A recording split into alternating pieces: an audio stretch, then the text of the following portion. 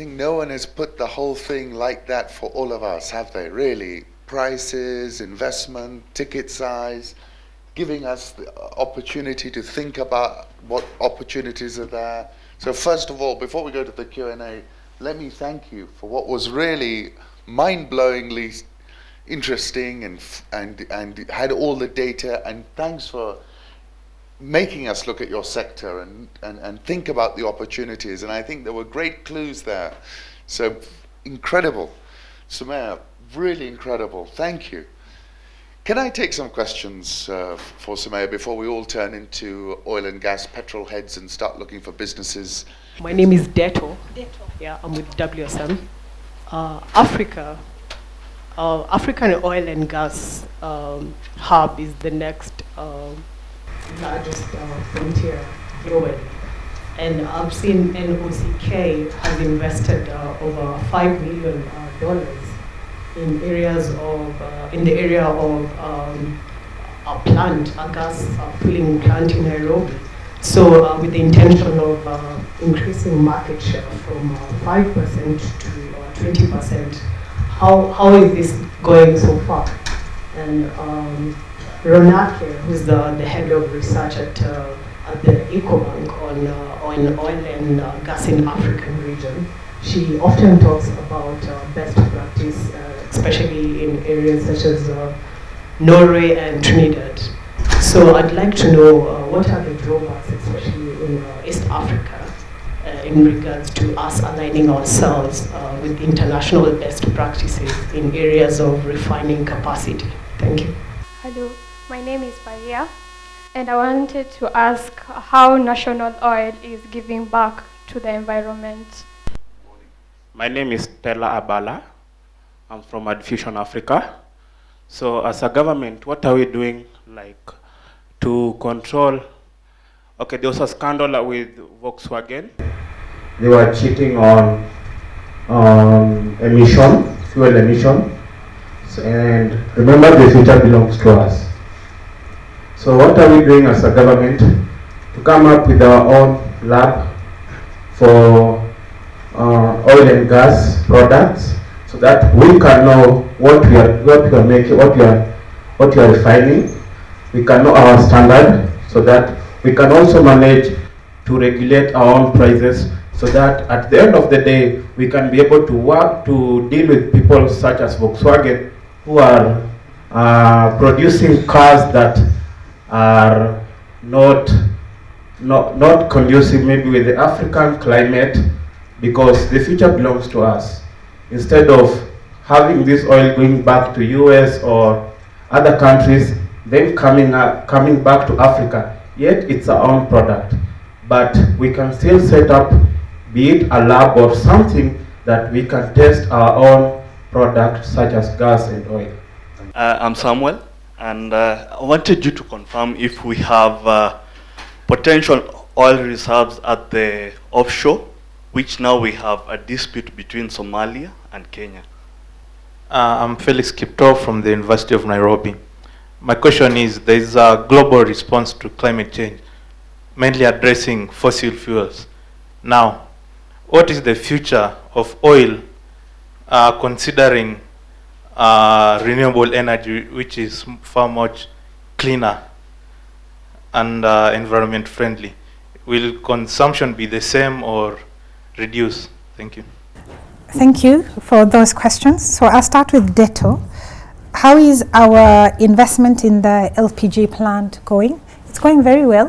One of the major reasons that we decided to put up a plant is, from the numbers that I showed you, the still significantly low cover of LPG usage within the country. Various reasons, but one of it is infrastructural. And for us as a company, we realized that being completely dependent on a competitor to fill our cylinders then constrains our strategy, because you can only move how much your competitor wants you to move. And we've seen that in the fuel sector. Before we got our own depot in Nairobi, for instance, if your competitor feels, okay, you're doing a bit too much, it's very easy for them to just close the tap on you, you know. So we said, okay, let's put up the plant. I can tell you right now, we have actually had to start working a double shift at the plant just because of the demand that we have. So it's going very well. We are quite happy. There's still a lot that we are working on to help enhance LPG penetration, to ensure that we are reaching further, deeper and wider. Best practices globally, yes, a lot of best practices coming out of Norway and Trinidad. We have engaged with both of those. And one thing I can tell you, National Oil Company runs what we call thought leadership sessions. So those take place every 2 months. We've put them on pause for a while, but I think we should be picking them up now. And in those thought leadership sessions, we bring experts from different parts of the world to talk to the audience, and we try to make it like sector specific so that we can go a bit deeper and bring people. So we brought people from everywhere.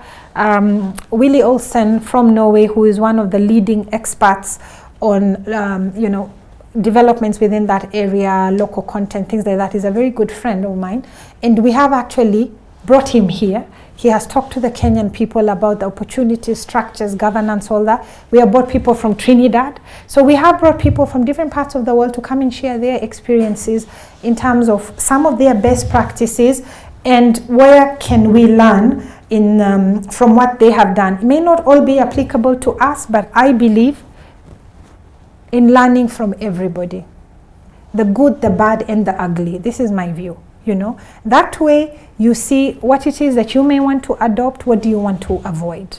And so we've had people from everywhere coming to speak to us. Best practices in refining, yes, this is an interesting discussion.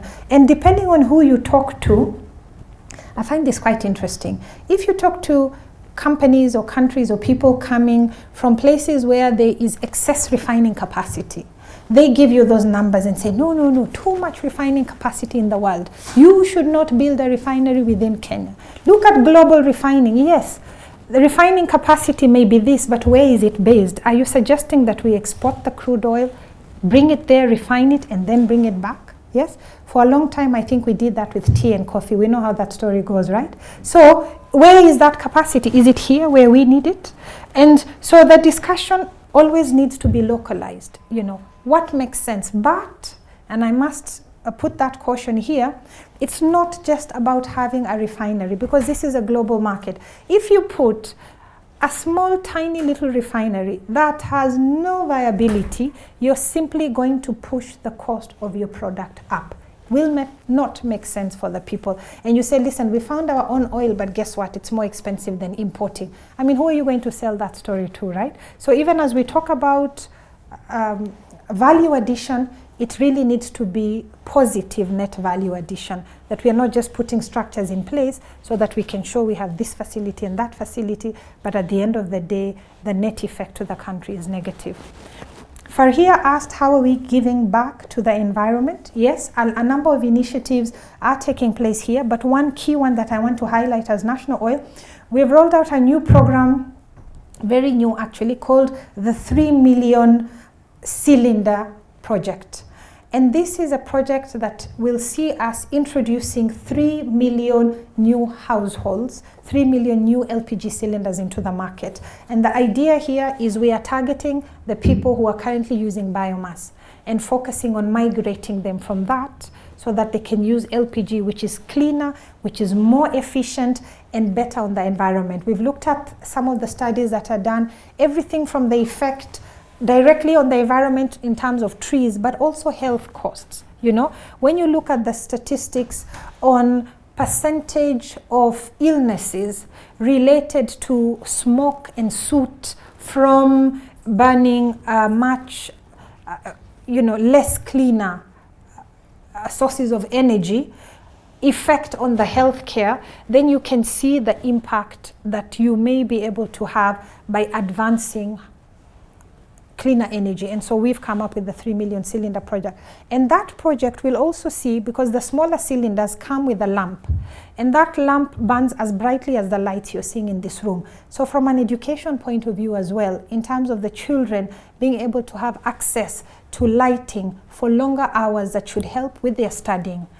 we see that as a potential positive impact as well. So this is one project that we intend to start making a lot of noise about, but it's one area that we believe will be a key contribution in terms of our giving back to the environment.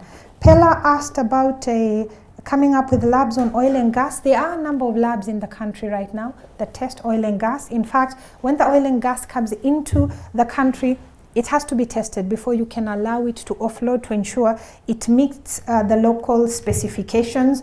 And we as National Oil have been having a geochemical laboratory for testing samples from the upstream, but we are now with a globally renowned partner coming up with a new lab that will really help us reduce the number of samples that are being flown out of the country for testing, so that some of those services will be offered here locally. With respect to emissions and whether the government is planning to come up with high-tech labs that will avoid what the challenges Volkswagen went into, I think let me confine myself to oil and gas. At least that's an area I may be able to talk with a little bit more information on. But certainly, I think lots of learning opportunities coming out of that particular situation. Samuel, do we have potential oil offshore? Yes, there is potential. However, that potential needs to be converted to actual. The most recent drilling that was done is not very close to the border at all. It's actually well within, much closer to Tanzania with the Sandbird well. And so there is a lot of activity going on offshore as well. But remember, with the dampening in oil prices, a lot of companies are on a wait and see right now. Not many companies are willing to go and spend $100 million on wells, and offshore wells are that much more expensive while they are watching what's happening within the sector. And I think the last question I had was from Felix, the future of oil considering renewable energy. I think that's a very interesting area of discussion, and there's been a lot of talk about this around the world. The reality is, though, that looking at the global energy demand right now, renewables have not yet come up to the quantity, because it's about costs, it's about sustainability, and it's about scalability.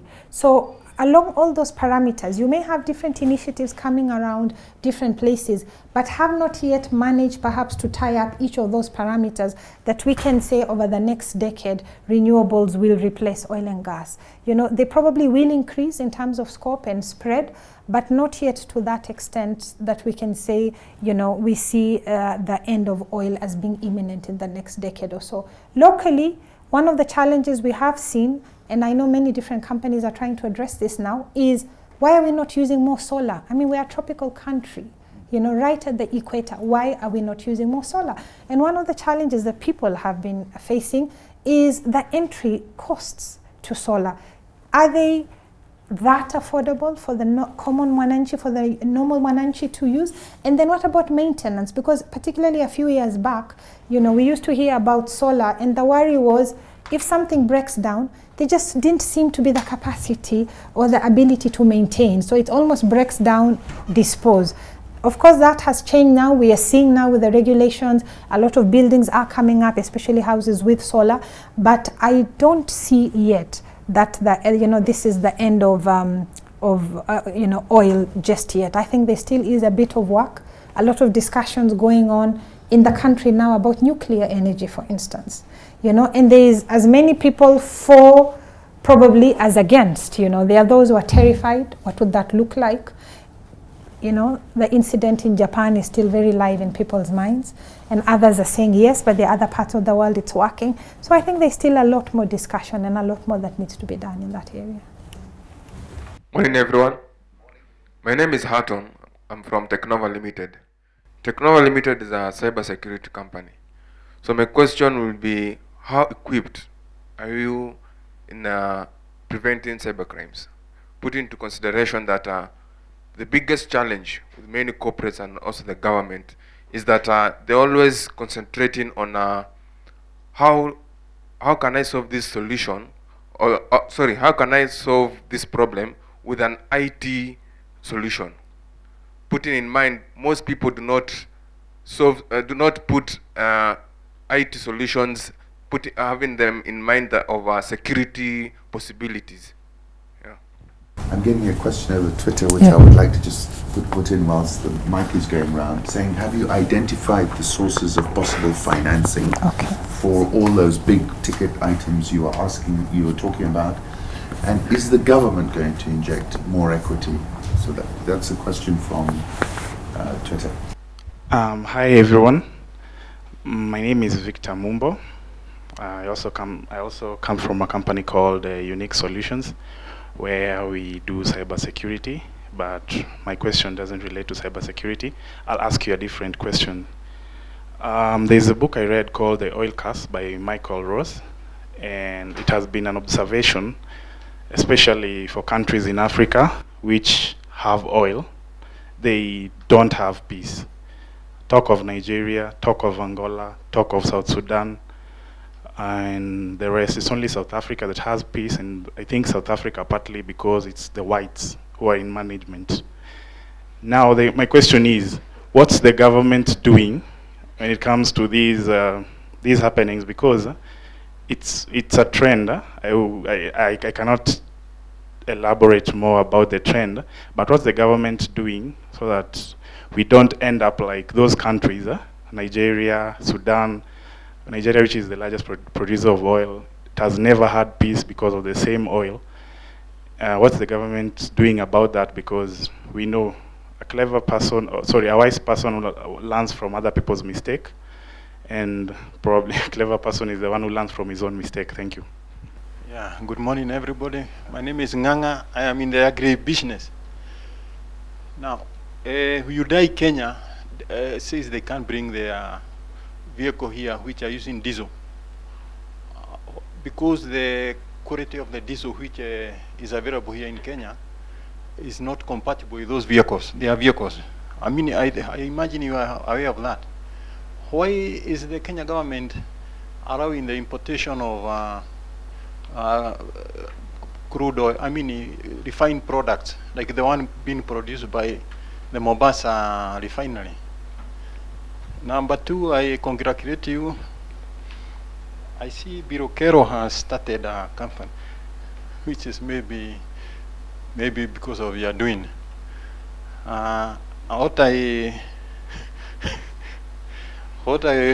Sorry. What I'm saying is that in Kenya, the oil industry, that is downstream, like you say, is still controlled by the foreigners. Like a Toto, I imagine is the biggest downstream company, isn't it? Why is that like that? And in fact, even the second one is still a foreign company. It looks like all infrastructure, the most profitable infrastructure in Kenya are normally controlled by foreigners. And there may be those who are imperialist into this country. What is the industry doing? Because you are part of the industry. But that's from the Kenya government point of view. Morning, thank you for your presentation, Sumayya. My name is Shiro Nyaga, I'm a lawyer. I just finished my master's in oil and gas. You raised some interesting issues, and one of the ones that struck me was on capacity building and local content. And my concern is, how much effort is the government putting into building capacity? Since I've been back for the last 1 month, I've been knocking doors at the ministry, at LabSet, at KEPTAP, and the response I'm getting is not very positive. People are saying there are no jobs, the government's not hiring. The AG has taken only 2 people to the UK to study oil and gas courses, yet Uganda is taking over 100,000 people, engineers, lawyers. What do you think the government is doing, and do you think there's more room for capacity building? Hi, my name is Hope. My questions are based on management and leadership as one of the few women top of the oil and gas industry. How can, just give us, and based on your own examples, how can women channel femininity in leadership, in the boardroom and in the boys' clubs, which is what you sit in? And my second question is, what would you tell your 21-year-old self if you went back, based on your years as you've risen to the top? Wow, another interesting round of questions. Hatton, how equipped are we in challenging cybercrimes? I think this is something that keeps companies around the world very occupied right now, because at the end of the day, where the world has moved to right now, just because of the move away from manual systems to more, automated systems, the ability to have your infrastructure significantly affected through a cyber type of crime, that has just gone up from a risk point of view. So this is something I think that is challenging companies around the world, including here in Kenya. A lot of us, National Oil included, our systems are pretty much all automated. And this is something, therefore, that keeps us very busy, very busy. So we are always running, from an ICT strategy point of view, where else is there an opportunity? What else can we do? We do every once in a while, we will have our penetration testing. We have all sorts of activities going on just to keep checking how we're doing, how are firewalls, what else is happening out there, trying to learn from other sectors as well. Because the one thing that I guess the shrinking of the globe with technology has done is that practices, both good and bad, translate quite easily, and are copied from one sector to another. So just like we try and learn best practice from one organization or a country to adopt, so are the fraudsters trying to do. They're learning best practices as well of how to conduct fraud better. Am I right? Yes. So you'll find somebody has seen this fraud here. You be sure somebody else is looking at how to replicate. And we've seen that even here locally. Look at an oil company being hit in this way and wait for the replica to happen almost to the dot. Same type of crime hitting another company. So the idea of information sharing also is very important, and we keep trying to encourage that. If you're hit with something, don't just keep that under wraps. That opportunity to share may also help somebody else learn from your challenges and see what else to do. I'll tell you one thing that I say, every morning we wake up trying to prevent people stealing our oil, and every morning the thief wakes up trying to get a new way to steal the oil. So at the end of the day, both of us wake up with a very clear focus on objective in mind, and certainly cyber protection and cyber crimes is a big challenge. There was a question from Twitter. Yeah. Have we identified sources of possible financing? We have identified options, not necessarily sources. So we have, a team looking at everything from reserve-based lending to project-type financing to maybe, listing, issuing of bonds. So we've gone through a very wide array of options that could be possible. And now we are narrowing down to, yes, this could be an option, but is it viable? And so linking to the next question, will government inject more equity? Going forward, as a government, currently 100% owned company, these are discussions we always have with the government, because at the end of the day, you have to always ensure you have an optimal balance between your debt and your equity. So this is a conversation that keeps happening.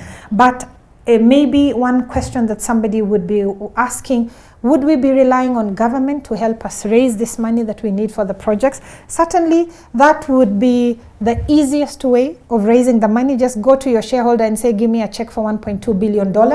But the fact that that is an option may not be the most viable. And in the situation we are dealing with right now, government does have a lot of other priorities. It's not something that is very high up on our priority list to say that, we will go to government to inject significant chunks in terms of the projects that we are doing.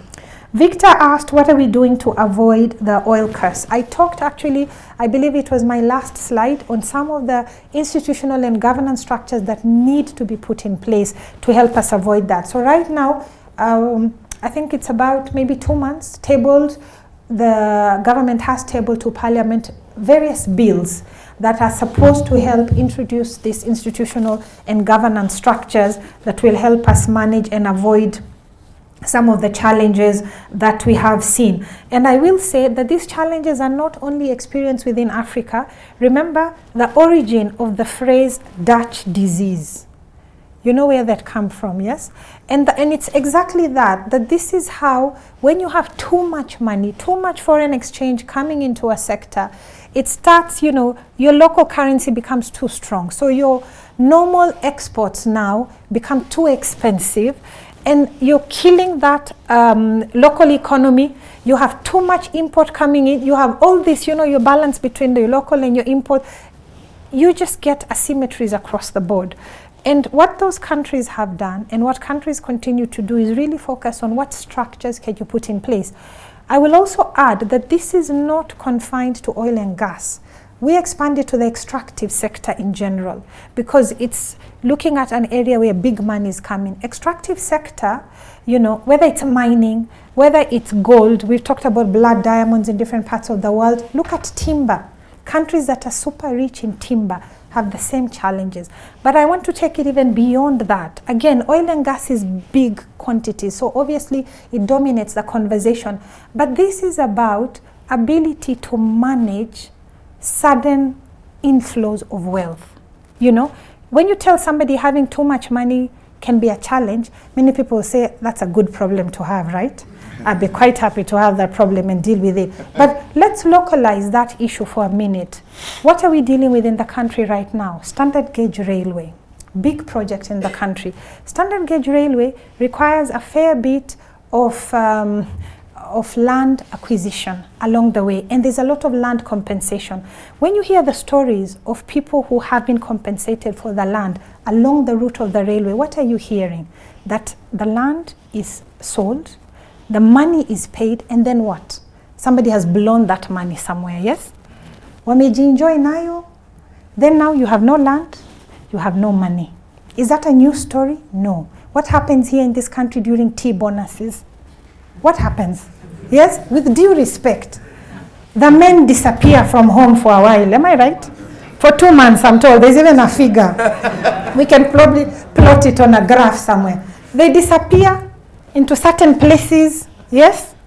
And the economy of those places booms for that period, and we hear a lot of local internal migration happening, yes? Because the entrepreneurs follow the money. And then when the pockets are empty, the men go back home. Am I right? So it's not just about oil and gas. It's about, are you able to manage sudden inflows of wealth, you know? Do you have structures, even at your personal level, that ukiangukia, you know, you're able to manage this? Or are you just going to go out on a spending spree, you know? 2 months later, you have nothing to show for it. So this is very important. And at a very, very small level, we see it even when somebody gets a promotion at work. So all of a sudden, you've done a fantastic job and you've got a promotion. Do you have a plan for what you're going to do with that money? Or all of a sudden, it's big recurrent expenditure. You have a bigger car, a fancier phone, you know. You're being seen at fancier places. And, you know, you're not really perhaps investing in things that could help you generate more value from that. So it is an area really that does need to be looked at, and I've mentioned some of the bills that have been tabled. Nganga asked about Hyundai not being able to import certain vehicles because of diesel specs. The country right now is actually compliant with the standards that have been issued from a point of view that we are currently importing, and we keep having these discussions, how low can the sulfur go? What I can tell you, from a few years back, when you look at the high sulfur that was being imported into the country or being produced at the refinery, now not only do we have the capacity to do 50 parts per million imports as far as sulfur is concerned, we can go lower, but it is a question of balancing from a pricing point of view and a demand point of view. And I want to say, a lot of times, you know, you do respond also to the demand that is there within the market. When we look, the big chunk of vehicles that are driven on Kenyan roads, how many of them are imports? And imports from how many years? And what are those cars using in their engines, you know, in running the cars, vis-a-vis? So I want to ask here, and really this is my question to you, and I would request a show of hands, how many of you are willing to pay a little bit more in terms of fuel cost so that it's a cheaper product? So I can say, guys, maybe pay an additional 5 shillings, 10 shillings per liter at the pump to have this cleaner petrol, you know, how many of you would be willing to pay a bit more? Those are very few hands. Let's be honest. Below 10%. Yes. A lot of people, you know, they are not interested in the smell of roses coming out of their engine.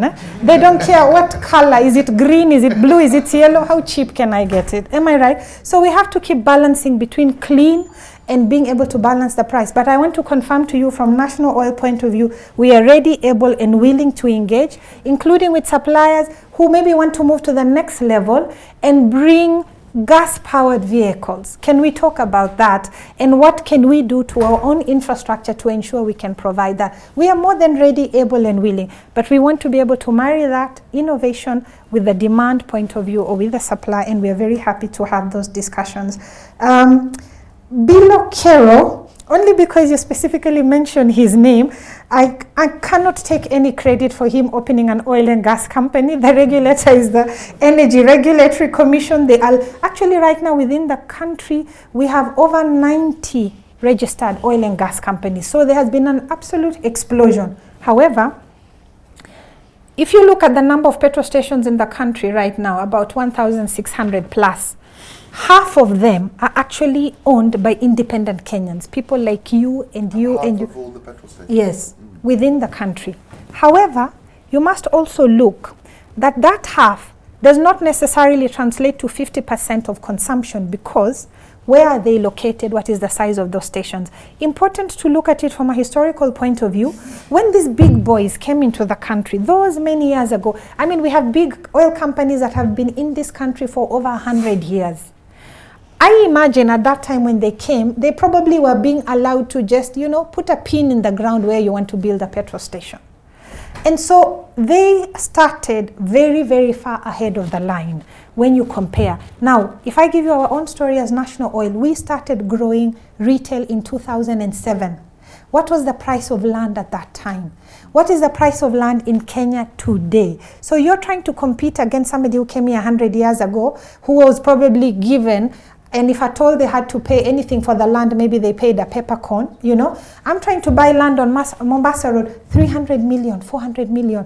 You know, you do your numbers and what would I be selling in this petrol station that would actually make sense? So I think that is part of the challenge, just managing the escalating cost of land, maybe the cost of finance. So there are a lot of Kenyans who have taken up opportunities within the sector, but possibly because they don't have the big stations within the main cities, which is where a lot of the volumes are being moved, that you then don't perhaps see the effect as much. But they are there, and they are very many. Shiro asked about capacity building, how much effort government is putting. There is a significant amount of effort that has started being put. As far as National Oil is concerned, we brought on board 34 management trainees, all fields from legal to accounting to geophysics and reservoir engineering.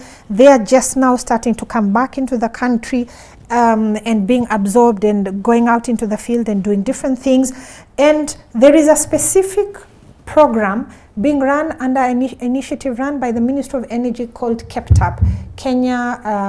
It's an initiative being run by the World Bank. The ministry is the lead agency, and it's about looking at, it's a Kenya Petroleum Technical Assistance Program. And one of the things that will be done under that is a detailed needs analysis from a capacity point of view. What is needed within the country? What are the gaps? And then allow that. Because then the other challenge, and we are seeing this in other parts of the country, is when people rush to set up certain, say, training facilities without being necessarily informed by the demand where exactly it is. Then you have too many graduates coming out, and maybe that's not where they're needed. So the ability to be able to focus and be quite clear where are the opportunities. And that's why we do those thought leadership sessions to share. So a lot of people are looking for graduate degrees, masters, PhDs, and those are very important and very relevant. But remember, at the level below that, there is a lot of opportunity and a lot of need. I mentioned just one area, welders. We are going to need thousands of welders. We are going to need roustabouts. You will need the people going to the drilling platforms, actually just turning things around, you know. You'll need the heavy-duty drivers who actually can drive this big equipment out there in the field. There's so many other opportunities. and not necessarily at a graduate level, at a more sort of vocational level that is also needed. Is there more room? So the answer is yes, but with this program that is being run by the government, then what we hope is that what will be produced is information that people can then use as they are making their own capacity building decisions. Then you know where exactly to focus and how to engage. Hope asked about management and leadership. How to introduce more femininity perhaps into management and leadership. I think that's a very interesting question, particularly in male-dominated sectors like ourselves. One of the things that I think is important, and I think this transcends gender, but perhaps, addressing it from the point of view of Hope's question, is the need to be authentic. And authentic in this case, I want to define it as being the very best version of yourself. Sometimes you go into an environment and people want you to change yourself completely and to conform to a certain way of doing things. So a few years ago, it was all about think manager, think male. The minute you think of a manager, it's about a man. And it's not only about think manager, think male, it's also about the women who did get into leadership positions because they wanted to conform and to fit in and to be accepted, wanting to walk around in this very dark pinstripe suits everywhere. Because if you walked in wearing a pink jacket, people may not take you seriously. Now, we've seen a lot of evolution of that over time, where people are now saying, listen, I am here, I will come to the meeting dressed in my scarf, and you better be, willing to deal with me in the way in which I am, because this is who I am. Now let's agree, why are we meeting and what are the issues, and pick it up from there, and we can deal with each other from a merit point of view. But the need to be very comfortable in who you are and then wanting to give the very best. I think that's really important to help us introduce more femininity, because what that will see you do, and I see this in my own role and in dealing with other managers, male and female, the need, once upon a time, coming up through the ranks, you would hear this statement that, as an employee, please leave your emotions at the door as you report to the office. You walk in here, you're here to work. We don't want to know the issues you're having outside. Kindly leave that at the door. I mean, how reasonable is that, right? Somebody has come from home, maybe they're having a deeply personal issue. You expect that they leave that at the door and walk in there and give you 100% of themselves. Then as they walk out at 5 p.m., they pick up their issue and go home. It's not even practical. So the need to be empathetic and understand that you're not working with robots, you're working with people, and that people will have issues. And how can you deal with this person as a person? And understand that. And just from you being understanding, it's not about creating your office into a sober room where everybody comes and crying on your shoulder and you're just giving out handkerchiefs and tissue boxes. It's not about that. But the ability for you to sit with somebody at a human level and just understand, are you okay? I can see that, even from your body language, your work is being affected. You seem to be having somebody just having an opportunity sometimes to talk. That's it. Half the problem is solved. They go about their work. They're very cheerful. They're delivering for you. They do that. Why? Because people believe, you're spending how many hours of your waking life in the office? If you don't have an opportunity to exhale, how are you going to give the best? It's not even practical. It's not reasonable. And there are a lot of those things that I think as management has evolved over time. And with the introduction, I think, of that feminine approach, both having more women into the workplace, into management, but also telling men it's okay to be in touch with that more softer side of yourself. It doesn't make you less mature. Yes? So if your child is performing in a sports program in school, it doesn't make you less of a man or a manager to admit that, Friday afternoon, my son is taking part in a play in school and I need to go and see that. It's okay. And you know what? It's good for you to be more than just this robot working in the office, that you do have a life outside there. These are some of the things we see coming. And I can tell you, one of the other things we're seeing, especially with the demographic we have in this country, how much percentage of this country is youth, right? And the younger people. Now, what does that mean? It means that you are employing people who are right at the beginning of their childbearing stage. You're going to have people coming in and there are going to be babies being produced all over the place. Now, you can either pretend that's not happening, and the day that somebody's house help doesn't turn up to work, you don't want to know, and let them stress about where they'll take their baby. Or you can say, guess what? I can take one room in the office and convert it into a creche. Yes? How much does that cost you, really? So here is an opportunity where one day you're completely stranded, your mother doesn't live in Nairobi with you, there is a little room there with somebody who can take care, and you can concentrate on your work because you know your baby is safe. How much more will you be able to do in that environment than asking somebody, pass via the bureau on the way to the office, get a complete stranger who you don't know from Adam or Eve, and please leave your baby there so that you can come to work, really? You know? So I think the connection that you're dealing with people, you know, has allowed a bit more of that type of approach to come in. What would I tell myself, my 21-year-old self? Hope you're assuming that I'm no longer 21, right? Let's assume you're right. One thing I would tell myself is that it is so important to get a mentor. Talk to somebody. I have a mentor, I have had a coach, I have had opportunities to just share and talk with people. Why? Because there's just so much learning and information experience in the world, you don't need to try and recreate everything yourself. So at that age, I wish somebody had told me that. Get a mentor from a young age. Somebody that, you know, it doesn't have to be a daily process. It wouldn't be, of course, that just wouldn't be practical. But every once in a while, every regular once in a while, you can sit with somebody, just chat with them, tell them what's in your mind, what are you thinking, explore different ideas, have the benefit of their wisdom, their insights. I think that's just priceless in terms of helping chart a way forward and even deal with situations that could be going on in your life at any one point in time, including your working life. My name is Fred. Good morning, everybody. I'm just wondering, is the continuous investment in the upstream sector an indication that the prices are going to improve in the future? And at what price point do you think that it makes sense to invest in the exploration activities in Kenya? Thank you very much. Eric Musau, Standard Investment Bank analyst. Thank you very much for the presentation. Mine, I think, just echoes a little bit more what the question that Fred has asked, maybe just more specific. What is the price point of Kenya's cost onshore in terms of, is it $20 per barrel if you include infrastructure, and probably offshore? Probably offshore is a lot more expensive. And then probably talk a little bit more about the gas component of oil and gas, because I think we also have the discovery of gas. So how's that also playing out in terms of commercialization?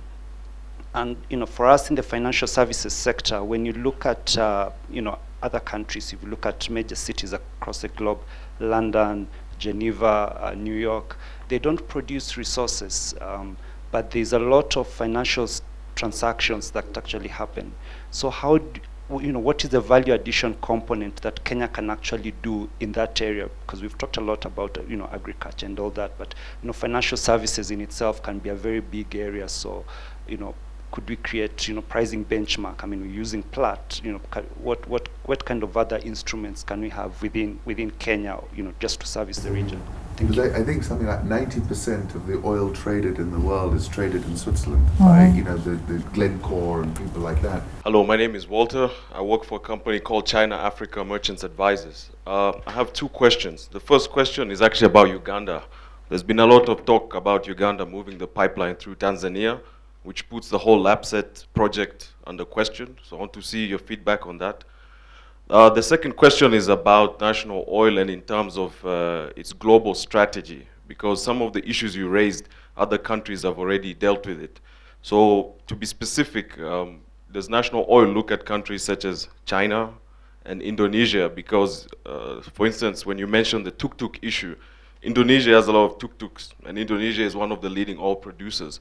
So instead of trying to develop the solution locally, is National Oil looking at Eastern countries, and specifically China and Indonesia? And in terms of Africa, if you remember, during the inauguration of the president, there was a president of Gabon who was here, which was a bit of an eye-catcher. And the explanation that Gabon sent is because they want to share some of their expertise in oil and gas with Kenya. So I'd like to know what specifically is Kenya doing with Gabon and also Algeria, because in Algeria we have just opened a new embassy there. And of course, Algeria is the largest country and one of the leading producers of oil and gas in the continent. So that's it. Thank you. Yes, good morning. My name is Alexander. My question to you is it viable to try to raise 1.2 billion considering the price structure? Because when you're trying to raise money at a price of $100 and now it's 47, is it viable for an equity stake? And then what's your strategy? Because Kenya has taken a precautionary facility, and in exchange to that, you're supposed to levy 16% VAT. Putting in mind that your taxes is a huge component on the price, plug in the 16%. What do you see? Are you going to absorb the 16%? Basically, you're going to pass it to the consumer. So what's going to happen with the consumption of petroleum as we are going along? Yes. Okay, starting with the Twitter questions, what's happening with the Changamwe oil refinery? The refinery has been shut down for a number of years now. You do know that there are two partners essentially in the refinery. You have ESA and you have the government. ESA has been planning an exit, and there's been lots of discussions between them and the government on the exit. What should it cost? How should it be handled? All those issues. And that has not yet been resolved. So as we speak now, we are still waiting for final decision from government. We keep asking. And I can tell you, National Oil Company, we have an interest in the storage component of the refinery, because the country right now, I showed you on the infrastructure map, is constrained from a storage point of view. So we are still paying demurrage. And remember demurrage, when you bring a ship to the port to offload product and the tanks are full because you're not evacuating downstream or whatever the case may be, or there just isn't the storage space available, the ship owner, after a certain period, because they will give you maybe 48 hours notice of readiness, if you cannot discharge, they charge you demurrage. Why? Because their business is transporting. They are not in the business of storage. So if you're forcing them to become a storage company, they will charge you for that. Average costs, demurrage, per day, $25,000. Now, you tell me, if you have a ship hanging around there for a week, 2 weeks, a month, what are we talking about from a costing point of view?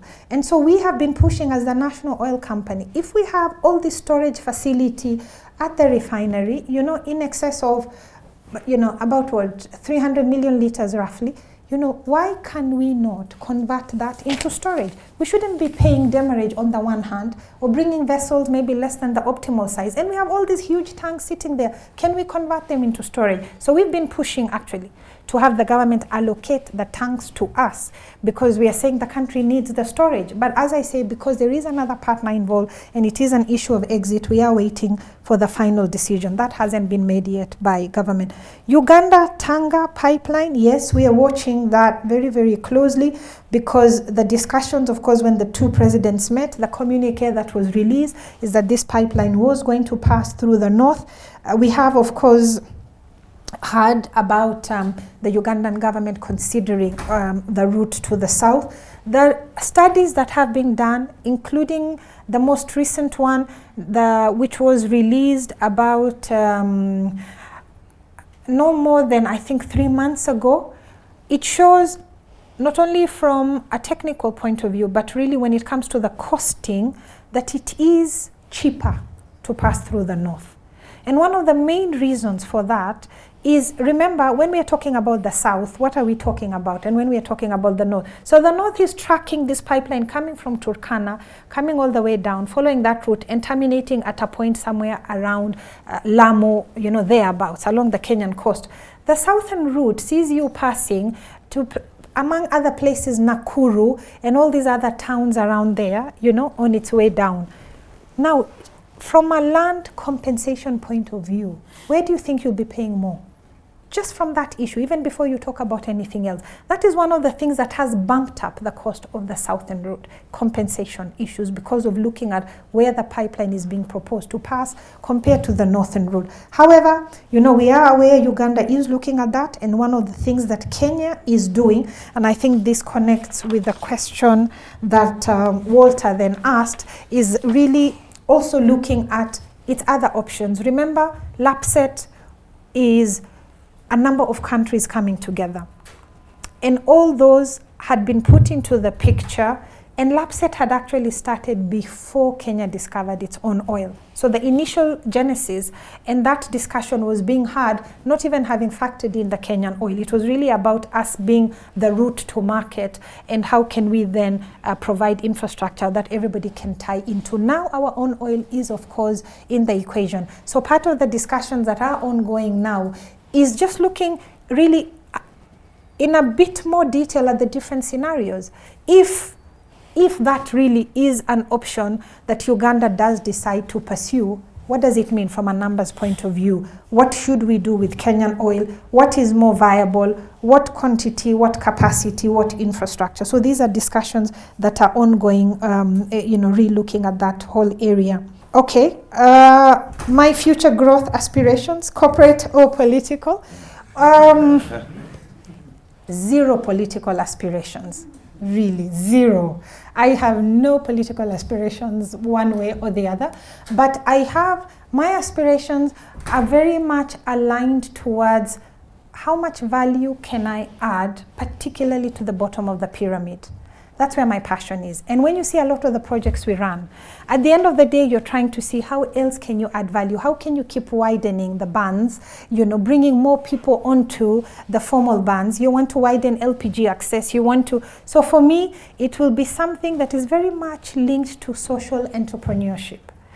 Something that will generate income, but allowing those who had not initially been within that sector, whether they are at the bottom of the pyramid, how can you move them up the pyramid? How can you expand the bands in those areas that are already there? So it will be something targeted to helping people enhance the value of their own lives, but through entrepreneurship. Not about aid, it's about entrepreneurship. You want to create more people who are generating more value in ways that helps them uplift their lives and the lives of their families and the communities around them. Fred asked, is investment in upstream an indication of rising prices, and what pricing point is viable?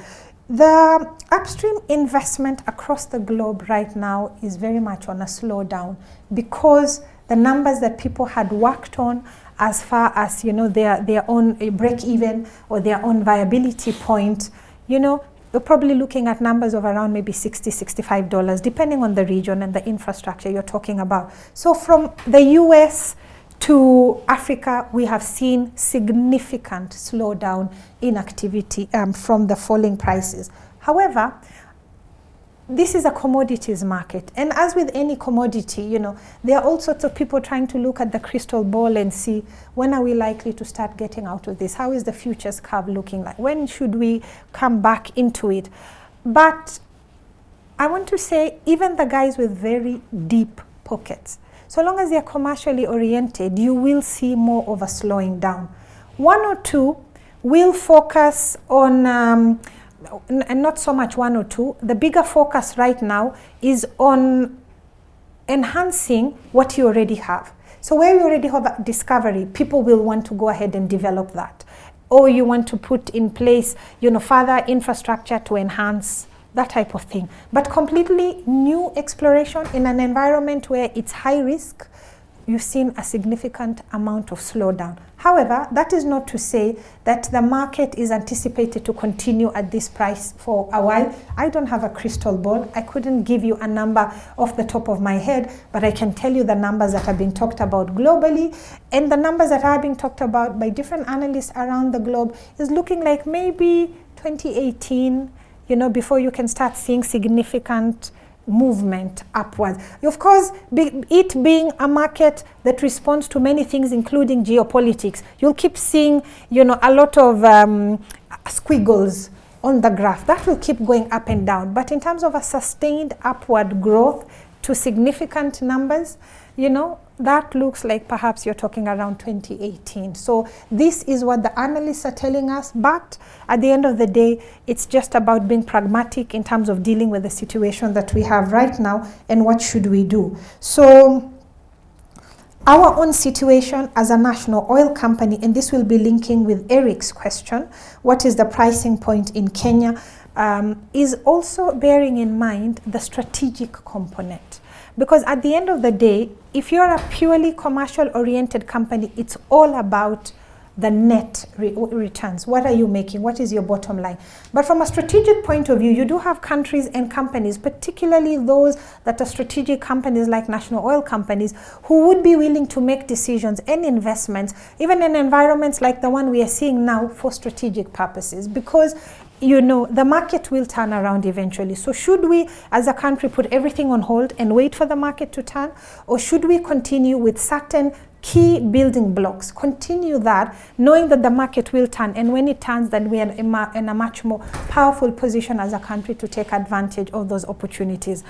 Our pricing as a country, our finding costs so far have been very competitive, very, very competitive. We are looking at numbers, you know, below $10 finding fee. However, to come up with an actual development or production fee and really be able to pin that down will be influenced by the field development planning that we are doing now, and the discussions about the pipeline, the routing, the capacity, the content, you know, the heating, the, you know, what exactly will be the detail. It will have significant impact on whether we are talking about $40 or $60. So over the next 1 year, we should be able to give a much sharper number on that, because then, you know, all this work that is going on currently will have given us much more information that we can say, this is what we are looking at.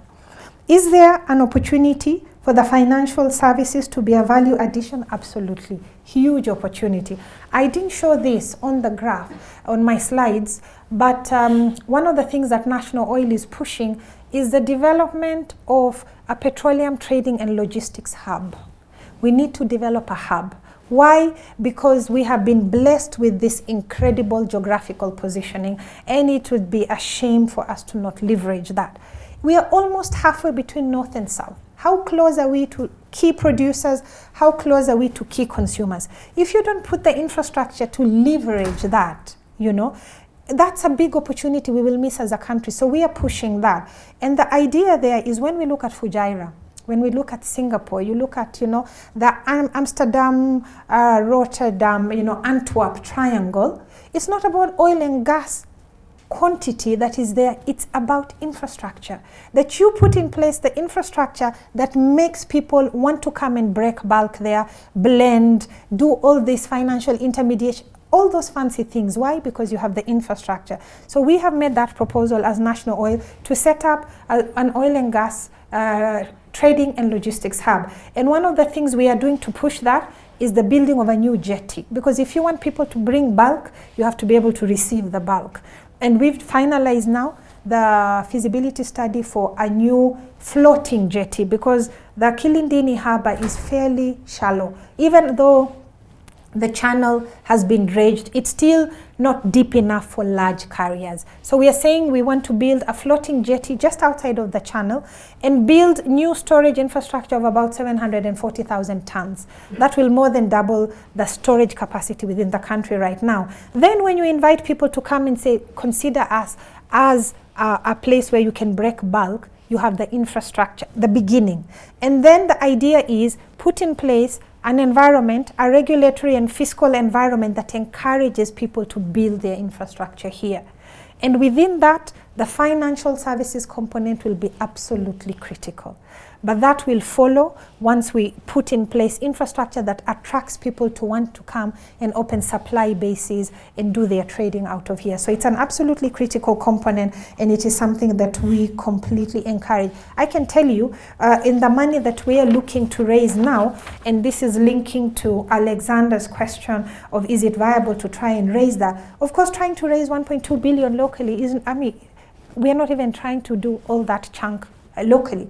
But we don't want the local banks to miss out on that piece of the pie. And when we started having this conversation, we deliberately reached out to the local banks that we know you'll need to form consortia And even when we go outside, yes, you'll get the banks who have the financial muscle to do it, but will they want to take 100% of that pie? Probably not. So there'll still be all sorts of mixtures in terms of the financing structures that will come into place. But again, we keep encouraging the local content. You don't want to lose that, you know, in terms of ensuring that that piece of value addition, that there is some of it that is actually being driven or retained here locally. The environment in just a matter of a few months has changed completely because of what has happened with falling prices globally.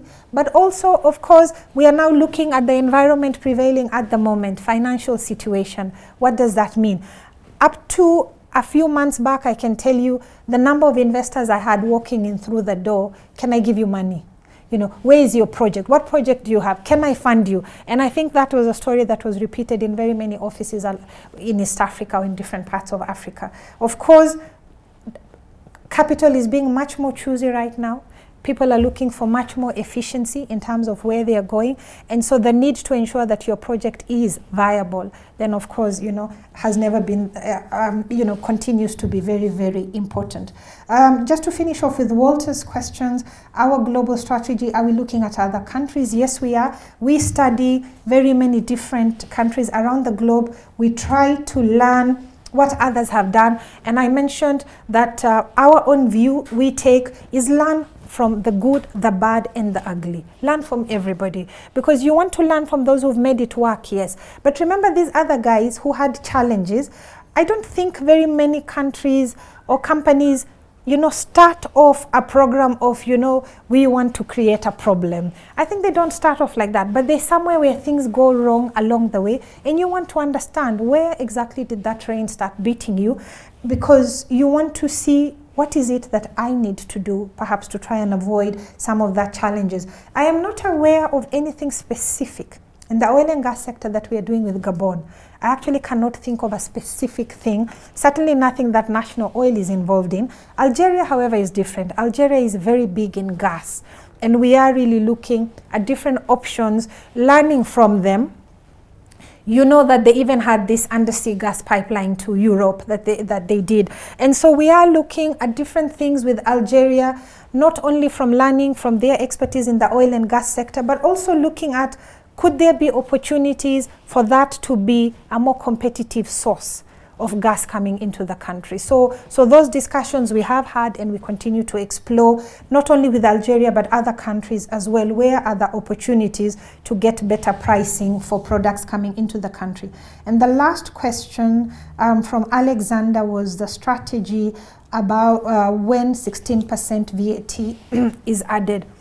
The country operates on the basis of a pricing formula. If you add a component into that, it will have an impact. The latest that has been added is the road maintenance levy. You saw that just coming in the other day. That is 3 shillings a litre additional. And that is part of the pricing formula, and that's how it, you know, that's how it has been managed. And once this, if it comes on board with the VAT point of view, most likely you will see it within the pricing formula.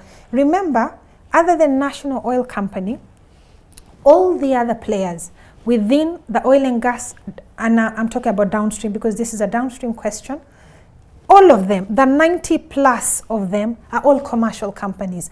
They're in this for commercial reasons. So there is really no way that any one of them can be expected to absorb, you know, a tax component and say, you know, why don't you absorb, you know, it won't happen. They are commercial companies. They will insist that if they are to collect this on behalf of government, it must be reflected in the pricing formula. And I think that is the, you know, that if it does actually come on stream, that is what is anticipated to happen. I think we've gone over the time. I'm going to have to guillotine it at this point, but I'd really like to thank you for a really inspirational talk and to give us so much. It's like we had a university lecture here and really learnt where we need to go for. I've seen questions about people wanting to open up small petrol stations. You will follow up for us, will you, on those questions, and all kinds of discussion. I think this morning I sort of tweeted about girl power, and I'm not going to ask you whether you're over 21, but I'll say that was an outstanding example of Kenyan talent, a wonderful story about how you turned up and got the job, and now you're sitting at the apex of such an important industry. And I'm so pleased that you managed to come today and speak to us, and just say to everybody, if you want to continue this engagement, the corporate affairs officer is sitting there, if you don't mind just putting up your hand.